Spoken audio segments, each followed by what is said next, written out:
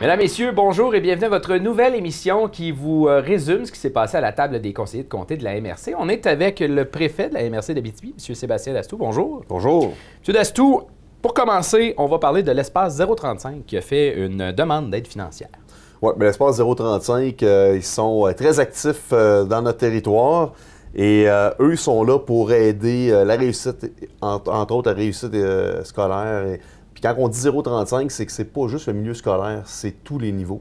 On parle des parents, on parle des enfants qui sont à la maison, qui ne sont pas nécessairement en service de garde.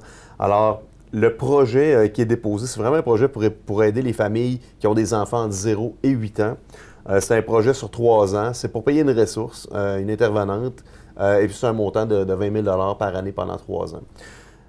On a eu une belle présentation. On ne voulait pas prendre la décision comme ça là, en séance tenante. Alors, le dossier va être ramené avec le CA pour la prochaine rencontre.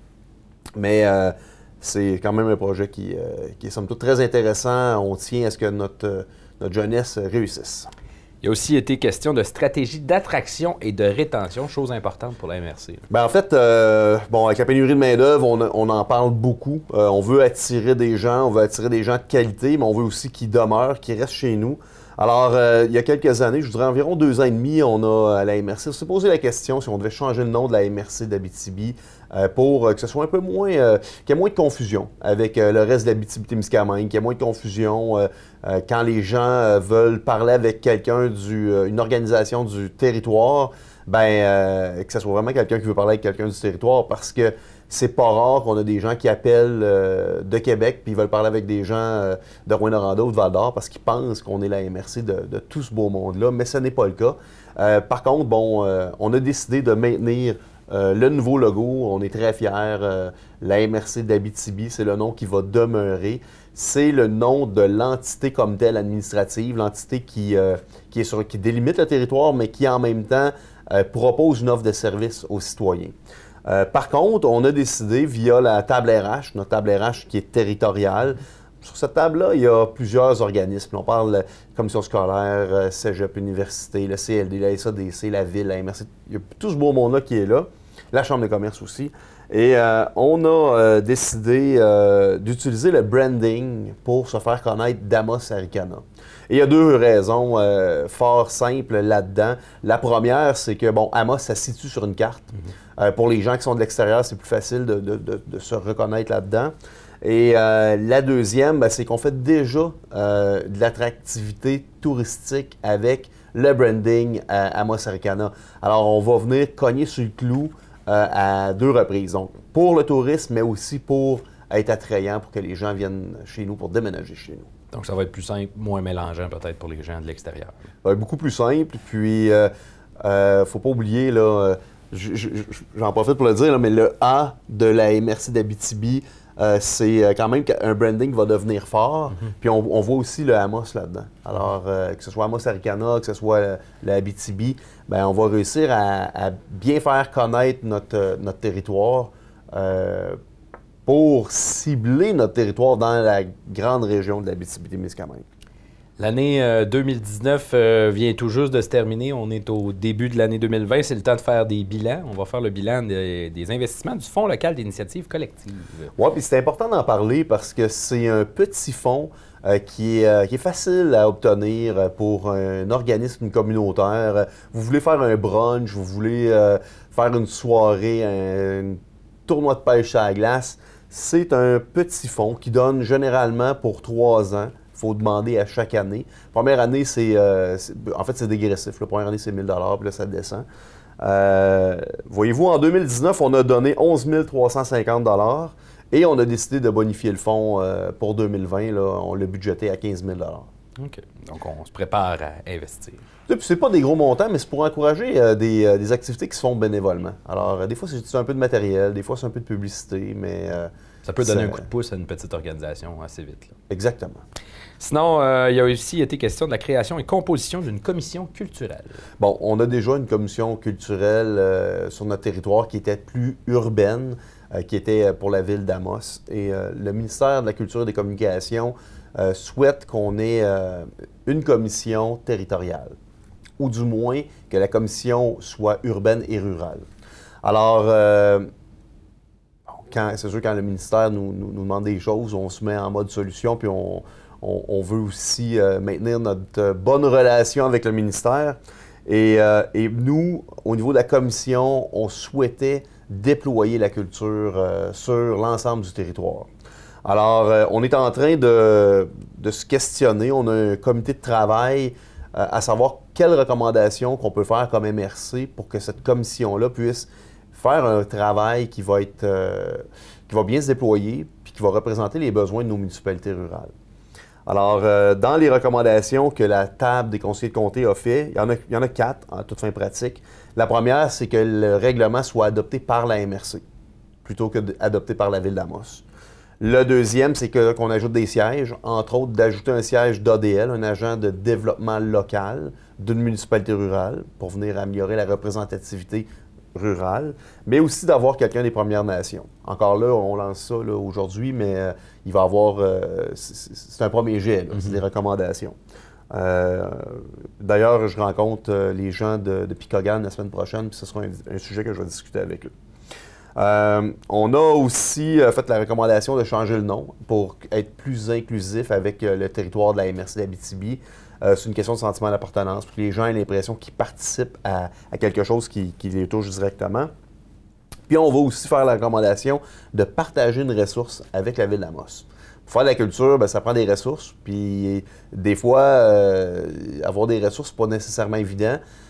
Pour bien travailler le dossier, ce qu'on souhaite, c'est qu'il y ait une ressource qui va être 4 jours à la Ville d'Amos et 1 journée à la MRC. On sait qu'il y a des dossiers qui seront complètement territoriaux, donc vont toucher tout le monde, mais on est capable de se parler puis de bien déployer le service de cette ressource-là.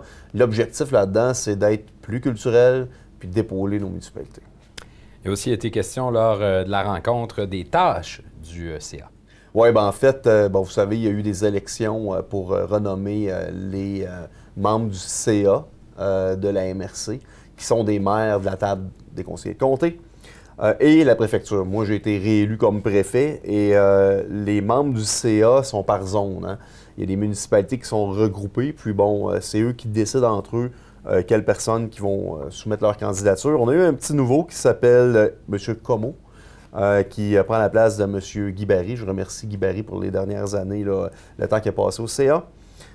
Mais ce qu'il y a d'intéressant, c'est que depuis que je suis préfet, on donne aussi des tâches ou des grands secteurs d'activité pour chacun des membres du CA. Et là, ben, c'est important de le mentionner. Là, M. Doré s'occupe de la sécurité publique et civile. M. Roux s'occupe de la forêt et des milieux humides. M. Martin Roy s'occupe de l'agriculture et de l'environnement. M. Comeau s'occupe de la culture sablière et gravière. M. Yvan Roy s'occupe du transport collectif. Moi-même, je m'occupe de la table RH pour les ressources humaines et l'attractivité. Le CA s'est gardé aussi tout ce qui est relatif au centre de développement entrepreneurial parce que ça touche plusieurs points là-dedans. Alors, une grande équipe qui est sur le terrain, c'est plus facile pour les citoyens, c'est plus facile aussi pour notre administration quand il y a des dossiers qui ne sont pas nécessairement... C'est pas nécessairement toujours le préfet qui doit être là, mais on peut passer directement avec ces membres du CA-là. C'est le premier dossier que vous avez nommé, M. Dastou, dans la liste. On a parlé de sécurité publique. Il a été question des priorités 2020-2021. Oui, définitivement. Dans le comité de sécurité publique, bon, là-dedans, il y a c'est des élus, mais il y a de toute la MRC qui est là. Et à chaque année, on doit se questionner sur qu'est-ce qu'on s'attend de notre poste de sûreté du Québec. Qu'est-ce qu'on souhaite qu'il travaille un peu plus fort, un peu plus marqué. Et cette année encore, notre priorité numéro 1, c'est la prévention au niveau de notre clientèle jeunesse. Ça, c'est vraiment, ça nous touche. Puis on tient à ce qu'il y ait toujours dans les rapports mensuels de la Sûreté du Québec qui nous sont présentés, des interventions ou du moins de la prévention qui soit faite pour nos jeunes.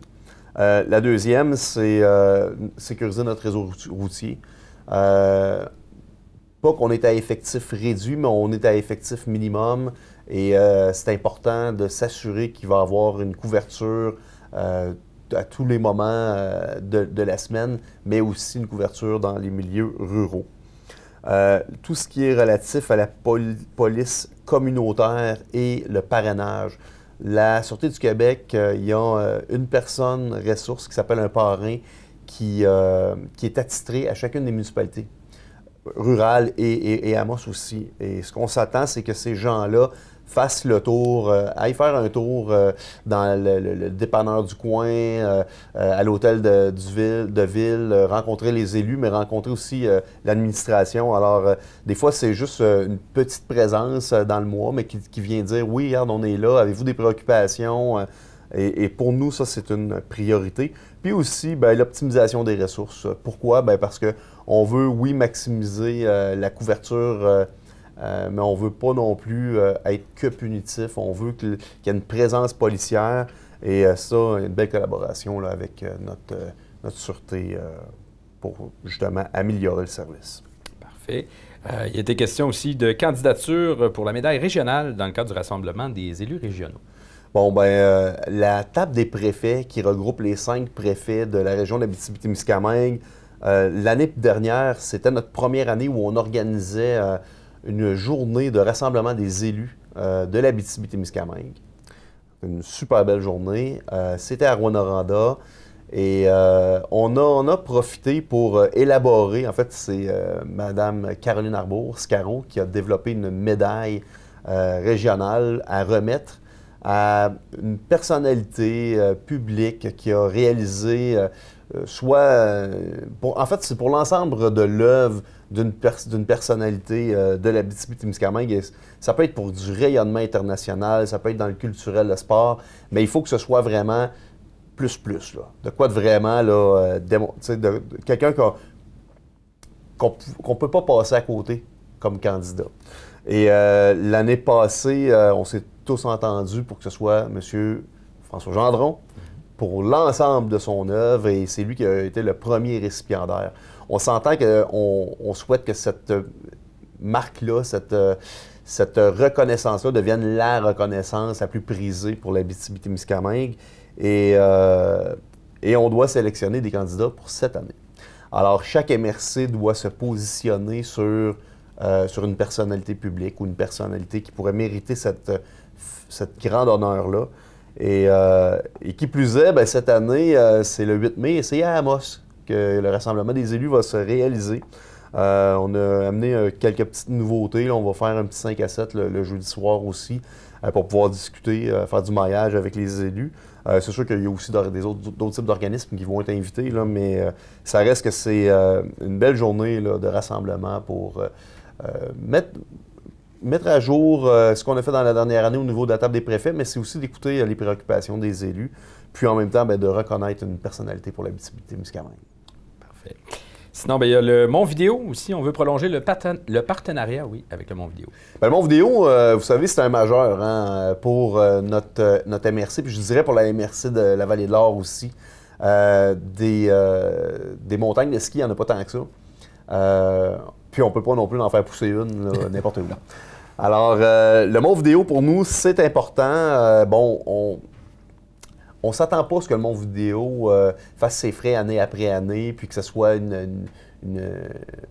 un centre de ski qui soit lucratif comme dans le sud de la province. Par contre, on ne veut pas non plus que ce soit un éternel recommencement d'injecter de l'argent. Mais on veut maintenir les services. Quand on parle d'attraction puis de rétention, les gens, quand ils arrivent chez nous, il y en a beaucoup qui aiment ça faire du ski. Puis c'est une belle qualité de pente aussi, là, le Mont Vidéo. Alors, on a rencontré les gens de Barrault. On veut que les bénévoles qui travaillent au Mont Vidéo s'occupent du Mont Vidéo. Pas s'occuper d'égouts, d'aqueducs, de voiries, puis de déneigement, puis de poubelles. Ça, c'est le rôle d'une municipalité. Alors, même si c'est un village, nous, on est prêt à aider dans la mesure où la municipalité aide pour la voirie locale, puis que le Mont Vidéo puisse vraiment s'attarder à leur vocation qui est de s'assurer d'avoir des pistes de haute qualité. Alors, cette année, c'est une année de transition. On a décidé de donner 35 000 pour cette année. J'ai vent que la Vallée-de-l'Or devrait injecter aussi 35 000 pour accoter notre montant. Mais on s'attend aussi dans la prochaine année que Barrault finalise des dossiers puis que récupère des dossiers problématiques que les bénévoles ne devraient pas s'occuper. Parfait.